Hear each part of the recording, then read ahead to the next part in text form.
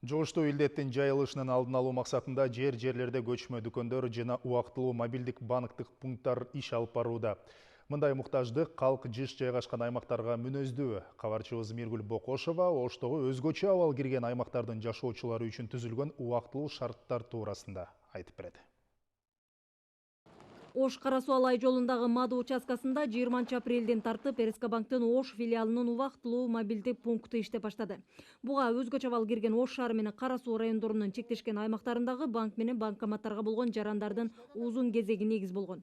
Жаңы сунуш болуп, жаңы чечим кабыл алып, биздин банктын башкармалыгы чечим кабыл алып бергенде эле биз Оштогу филиалдын кызматкерлерин компьютерлери менен кошо эле 1 сааттын ичинде алып ачып эле ыкчам уюштуруп койдук да.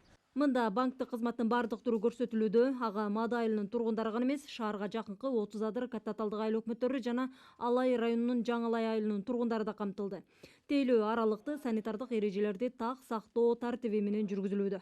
Айылдын эки жагына пост коюлган, ар бир жаран текшерилип өтөт, ар бир автоунаа ал жерде обработка болуп, хлор чачылып өтүп атышат. Азыр жакшы да, мен Ошко 200 сом, 300 сом расход кылгандан көрө, мына жерде бир 100 сомдук безим менен келип кетем кеңири. Очередь жок.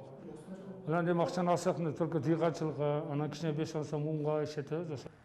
Дал ушул жазгы талаа иштери үчүн мамлекет тарабынан көрсөтүлүүчү жеңилдиктерди берүү өнөктүгү да үзгүлтүккө учуратылган жок. Жазгы талаа жумуштары Дуванда 70% чейин камсыздалды.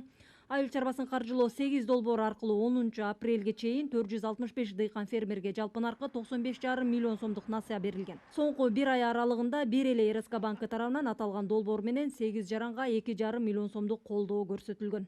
Андан сырткары өзүбүздүн продуктыларды да иштеп чыкканбыз. Чарба, аймак деген именно айыл чарба багытында болгон. Алар боюнча дагы 5 миллиондон ашык сумманы бердик.